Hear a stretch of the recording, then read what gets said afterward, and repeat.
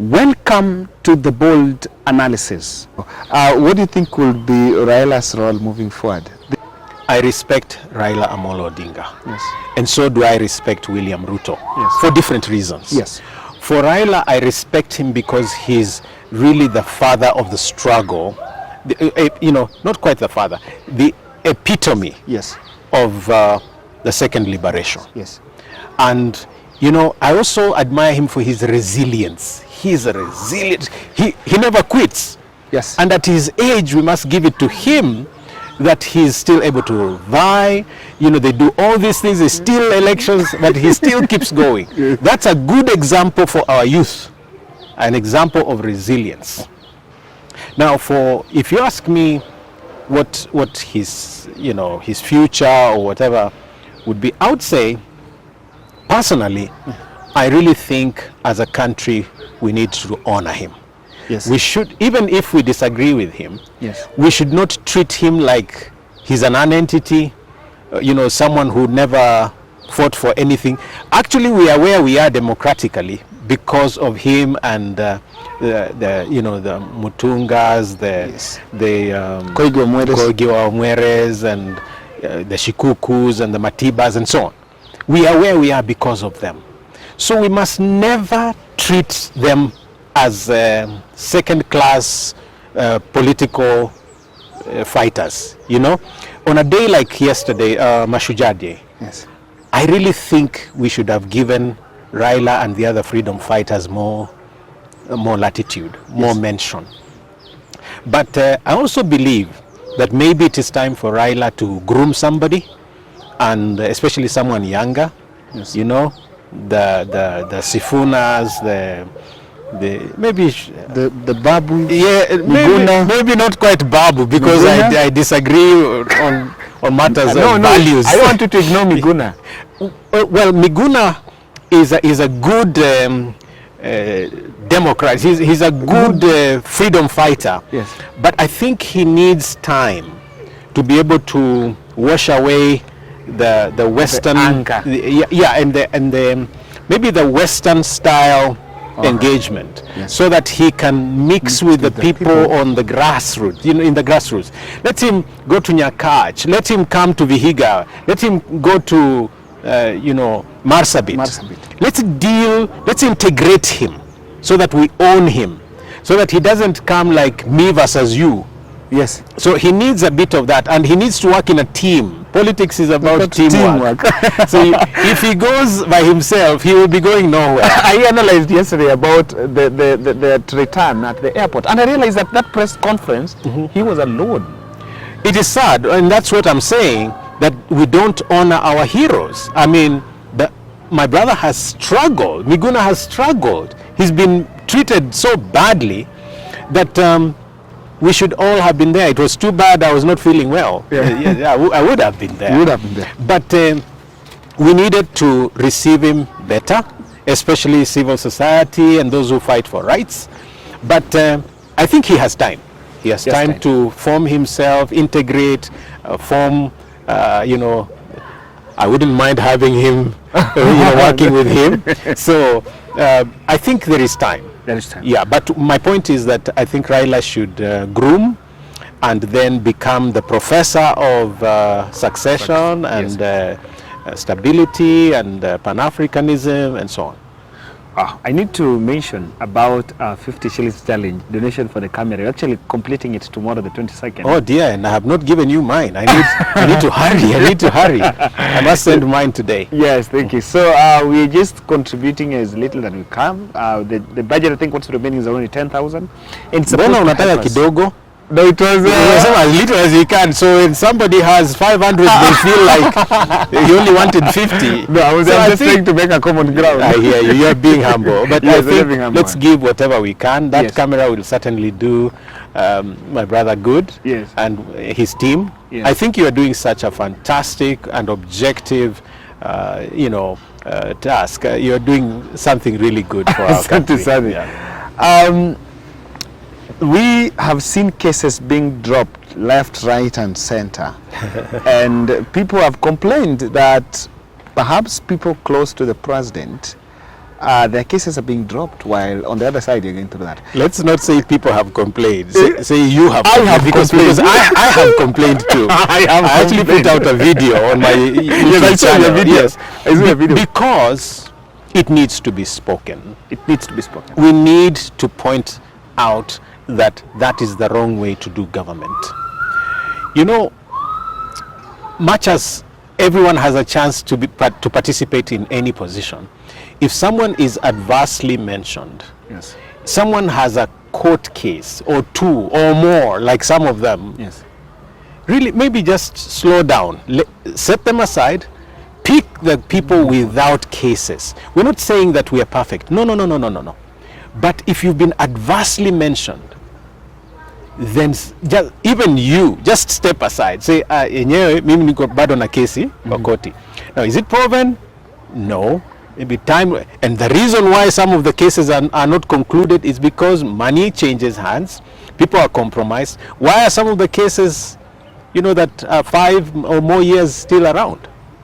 So the issue though is that the ODPP then goes ahead and dismisses them, and we are asking, why now? The timing is terrible. And secondly, if chapter 6 of our constitution means anything at all, Yes. then it should be part of the criteria that we employ when selecting people for CS positions. Government position vis-a-vis the promise, where we, our elder Kigame mentioned that we have a revolution in the offing. If you don't deliver what you promised, because the Kenyan voter is awareness level is high, the position of the government now vis-a-vis what was promised, what will be your take? We can define revolution in so many ways. Yes. But certainly I would say there is a storm Yes. brewing. Yes. And it is simply this: if you promise, you better fulfill. I like the book of Ecclesiastes in my Bible that says it's better not to promise than to promise and not fulfill. Politicians in this country have become masters of promise making, but they are not promise keepers. Yes. And so this time around, the citizenry has been so sensitized by virtue of the economic pressure Yes. to the point where if you lie to them, Yes. you're going to be a victim very soon, and it won't take long, because those promises came with a lot of pain in the background. People are already hurting. So you come into office and you don't fulfill, you'll be in trouble. The second thing is that demographics don't lie. Yes. So Ruto won with about 7 million votes. Yes. You have another nearly 7 million votes that represent people who voted for Azimio, for Raila. Yes. And then you have another 8 million or so that Who did not vote. vote. Then you have another unnamed group that did not even bother registering. Yes. They are eligible, they can vote, but they did not register. Now, all these people are waiting for the new government to deliver change. Yes. Their lives need to change and seem to change. Yes. Now, if you don't, then 7 million versus at least another 15 million plus, Yes. you're in trouble. And that the government should not lie to itself. Let me show you the apathy levels that we have in our country right now. Yes. Did you watch the Mashujaa Day celebrations at Yes. at in Uhuru Gardens. Uhuru Gardens? Yes. I am visually challenged. You are The not. seats were empty. Tell me, you saw the seats. The seats were They empty. were empty. What does that tell you? I'd rather continue to work and earn something for the evening so that my family can eat than go and sit there and hear words. That's what some people are saying. Others, some people are saying, what is there in this thing? Some are so fed up with elections, it just reminds them, any public gathering reminds them of bombers. Yes. So, in principle, there are promises like the Hustler Fund and so on, and now the government is saying December, and there is an interest, 10%, you know. That is not what they were saying when they were campaigning. So the interest was not said at the campaign trail. No. So the bottom line is that there are too many expectations, and you can't gamble with those expectations. Yes. And then you can't ignore them, and at the same time be so parochial and dismissive of all the others that never voted for you. I keep saying that presidency is like parenthood, yes, or parenting. If I'm a father, then I'm a father of all the children. There are no favorite children. That uwe ni slow, uwe unanipenda, uwe unakelele, you are all my children. And I have to find a way of being a father to you. Wow. Do you think we have really represented people living with disability? I'm speaking about the government. We've seen whose government? The government. I'm speaking on behalf of the government. Okay. You think Kenya Kwanza have really taken care of? Of course not. I mean, so it's not about what I think. It's just the facts. So he said that his government would be inclusive. He's, had some meeting with persons living with disability. Did you see any CS appointed among persons with disability? No. Do you know any of them? No. No. And that shows not just Ruto's attitude to persons living with disability, and his government, of course, but it also tells you something, that promises are just promises for some politicians. But even worse, I don't know whether you saw my post on Facebook that was saying, with regard to county governments, yes, that 21 out of the 47 counties had not included persons with disabilities, not even nominations. And some of them were interviewed, even passed, and I listed them. But that tells you something, that when we are campaigning, take our words, listen to us, but don't do what we do. We should listen to you, but we should not do what you do. Because you will do something different. We are not representative. Yes. And I was looking at someone like Senator Mwaura, yes, Isaac, yes, who actually was antagonized in Senate because of taking a stand with William Ruto. Yes. Why wouldn't he even get a nomination? I also wonder, where is he? I also wonder, he's around. I also wonder why he was not given any. Yeah, so I'm just using the example of those that are close to him, you see. But even when it comes to the Disability Act 2003 and revisions thereafter, where inclusiveness is supposed to be defended, the Constitution itself, you would realize that we are not working together on that one, and it is a long time until that happens. And you can see the attitude even with IEBC, how they handled me. I mean, and not because of disability only, but that discrimination is the order of the day. In other words, we are to be fought, we are to be excluded. And the point is, that should not go on. An inclusive government should have all the groups, and not just persons with disability and the women, even the youth. If nearly 70% of the country is youth, then that should be reflected in how we make appointments. Talk to me about your threat profile in the last general election when you had to be locked out. Because that's what I can see.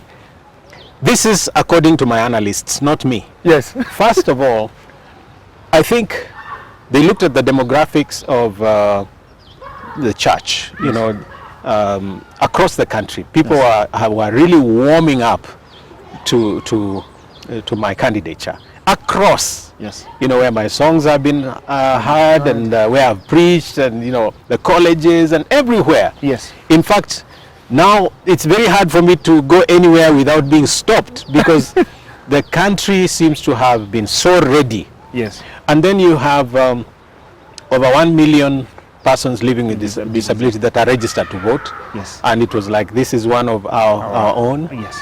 And then you had the Muslims that liked my value-based politics. And then you had some of the civil society that was excited about my Utu philosophy. Yes. I think we had a good chance. You had a good chance. Yes. And your presence would have Really tilted the scales, my as goodness. the IBC lawyer said. Let me put it another way. Will you win? Let me put it another way. Yes. I don't know what I would have gotten. Yes. In terms of votes.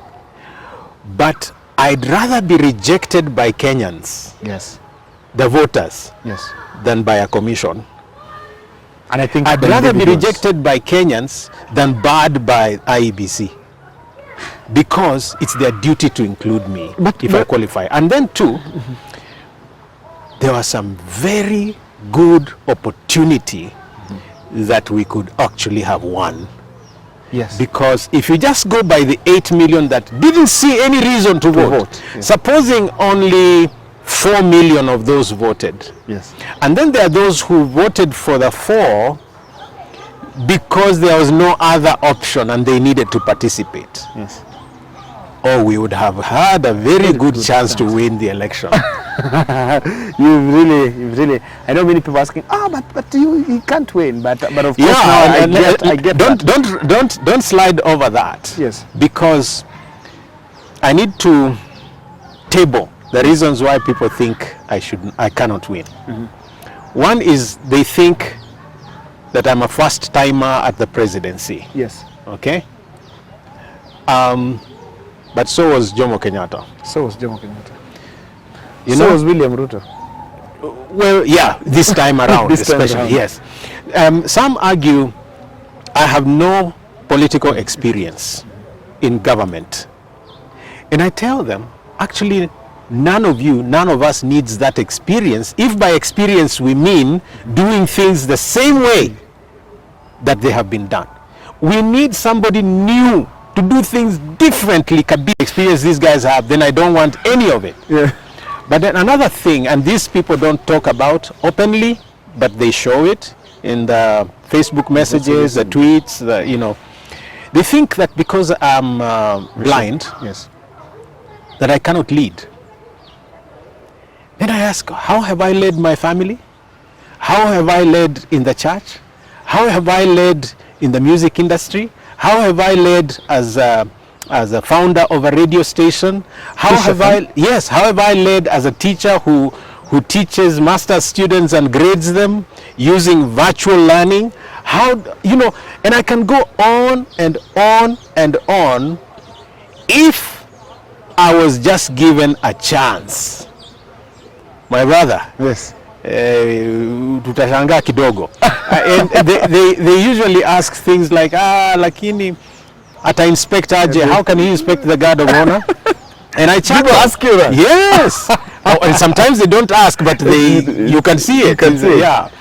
That's what they mean sometimes when they write something like, we like you as a singer, but this thing of politics, they're actually saying, oh yeah, you are blind, you can't make it. Just keep singing. Because so, but then I ask them, if you watched my wedding video, Yes. and I marching down the aisle to marry a most beautiful woman, Yes. why would it be hard for me to inspect a guard of honor? I know what it takes to do that. You're a motivation. Give to me a many. chance. Not just motivated. I know how to do it. I had practiced. And by the way, I've even under navigation driven a car. Oh yes, a stick shift as But as how well do you as play the pianos? How do you play the piano? well, that's the easier one. You learn. It's a finger thing. So is the guitar, but so is a car. It's about pedals and a stick shift and a steering wheel. So it's really just like when my daughter was navigating, it says, keep straight, slow down, in 20 meters there will be a bump. Yeah. Now, if I can drive a car for 5 kilometers under navigation, if I can do all these things, if I can, be a PhD student, Yes. if in a regular university, and if I can succeed in some, Bwana nipatieni chance. Those disgruntled people that are looking for an alternative, wamechoka na Azimio na Kenya Kwanza, kujeni. Let's do this. You sound packaging yourself for 2027. Not packaging, I'm preparing. You see, packaging is that you are setting up. But I was already ready for 2022, so we are just getting ready. Finally, as we finish up, this maybe we will have to clock it here. Moving forward, one question came, and I think I did not mention about it at the Supreme Court, that we had I don't know, dysfunctional commission or a splitted commission, because some of the decisions like that was touching on you. If it will be one that will go to a plenary of the commission, then you'll even get your way. But then we had a situation where the chairman of the commission is running the show, where you have to look for him throughout. Yes. Moving forward, what do you think we should really look at? Wow. Okay. Recommendations. Yes. First of all, with the IBC, we need to disband it. It's not easy. What makes it difficult? For him, we are the ones in 2015. We are the ones who put it together. What's so hard about? We will have to go to a referendum to appoint new commissioners. No, to disband. Okay. Oh, okay. So let me redefine. We need to remove all the commissioners. Yes, that's it. Let me put it that way. If you say disbanding, you need to go to a referendum. Okay, sorry. So let's remove all the commissioners and have an interview with, that is publicly vetted. Yes. And give professionals a chance to be on the commission. That is one thing I'm longing for. Secondly, and I'm so passionate about this one because you are a young man. Yes. I'm challenging the IT students out of, Strathmore, JKU Arts, University of Nairobi, anywhere there is... Masai Mara University. Yes. I'm challenging those ICT students to come and redeem us from the filth, the mess, the embarrassment of having to depend on foreigners to run a digitized version of the election. So you believe it was run by foreigners? Of course it was. Wasn't it? But it was intrusion. Yes. What is an intrusion? So let's not go there. Let's deal with my solution here. Yes. We need these students to sit together and come up with some kind of blockchain technology solution that has a very clear and checked end in terms of a server, and come up with a program that allows me to vote from my phone. First of all, that will reduce on the cost of elections, because we will not have to print papers, we will not have to queue, sit at home. You are given a code. If Raila is ABC1, you key in ABC1, you're told that is for Raila. If Ruto is ABC2, if Kigame is ABC3, you can vote from your office, from your home, on your phone. So that even on the election day, you must not close business. You don't. All you need is an hour. And even what is better is that you get results in the same day. You can vote, all of you, in the morning and get elections announced in the afternoon, the results. Because it's just transparent. Look at this, Safaricom. Yes. We can trust Safaricom with our money through M-Pesa. Yes. Why can't we trust them? If at worst case scenario, why can't we ask Safaricom to do this for us? Now, we trust Kenya to print money at Ruaraka. Yes. But we can't print ballots in River Road.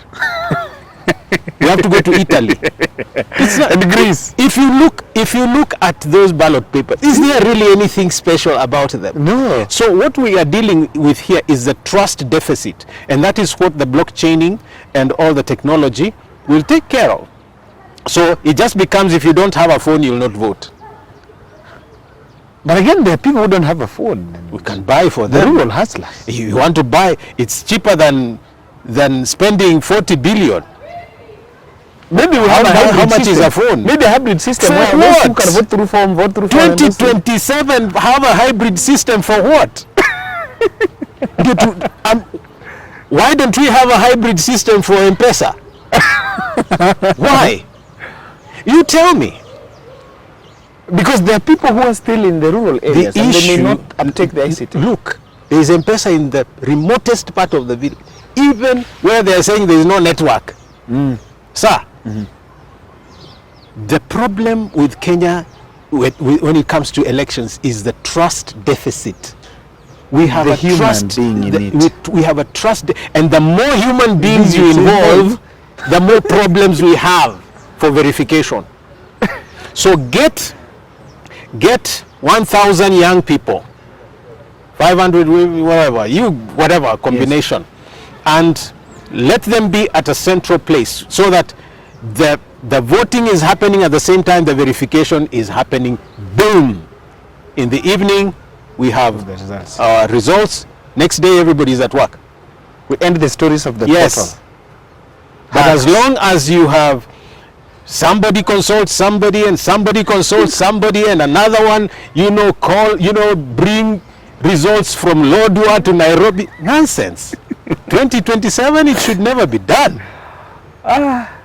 And this the young people can do. I mean, someone should come up with a research project to solve this problem. This is not rocket science. This is not rocket science. No.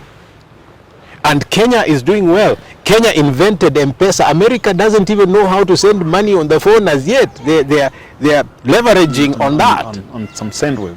You see? So it can be done. And Kenyans are smart. They can do it. Thank you very much for this great engagement. Maybe you'll give us your last word. I need to mention, guys, that we are doing this interview in Cliff Lodge Hotel.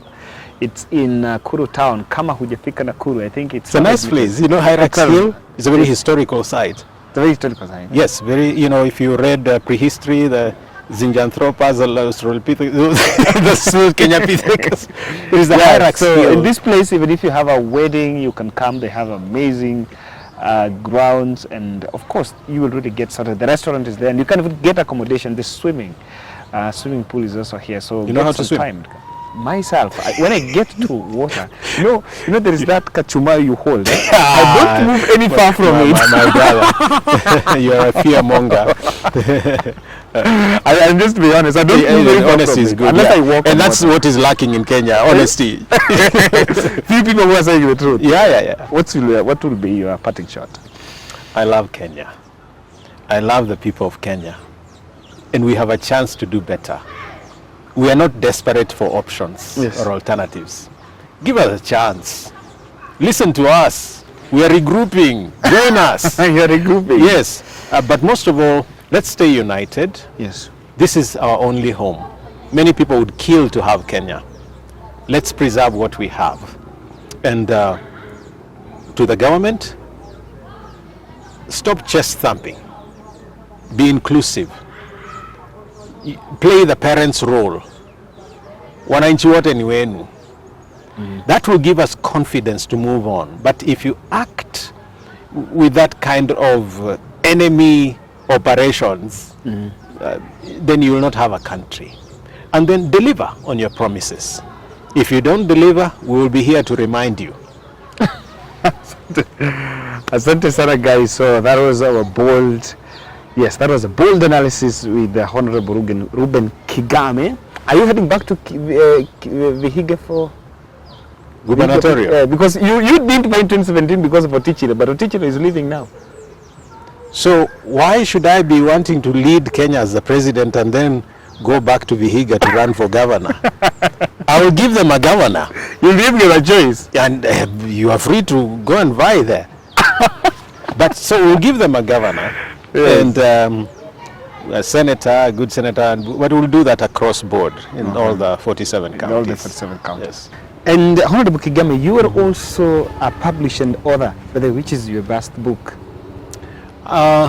My most known book is called Christian Apologetics Through African Eyes. Yes. It's on a technical area called apologetics, Yes. The defense of the faith, like I told you. But I also have other people's books that I have published, Yes. Biographical, on marriage, on theology, on history, and so on, and on politics. But I do have a special little something. This is edited by a friend of ours called Jane Yobera. Yes. It's called Reuben Kigame, The Raw Reflections. Wow. This one you can have as Yes. a special gift. That's what I had Thank in you. my with me. Yeah, so I publish. My company is called Posterity Publishers Limited. Yes. Yes. This one, how much? I want, as the formula of bold, I want us to buy this book. Now me I have, but I think I also want to buy for 2. Really? So tell me. Okay. Yeah, what is the price? It's 1,200. That's 1,200 Kenya shillings. 1,200 Yeah. shillings. Yeah.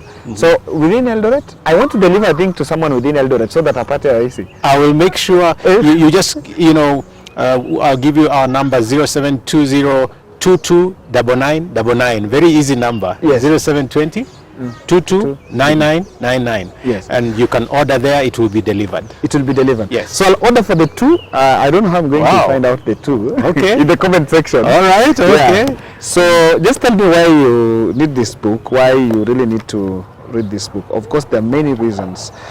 It's amazing. The raw reflections, huh? Yes, they are very raw. So I say things as they are. Kigame through the eyes of his children. Personal apologetics, mentoring. Yes, I like reading, although I read a lot of newspapers. That's okay. This takes a journalistic approach on a big chunk of the book. Yes. Because this is a compilation of different things I've written over the years. Yes. From poetry to biography, telling my own story, to discussion on marriage and family and raising children, to studies. It's just everything. Just raw. everything.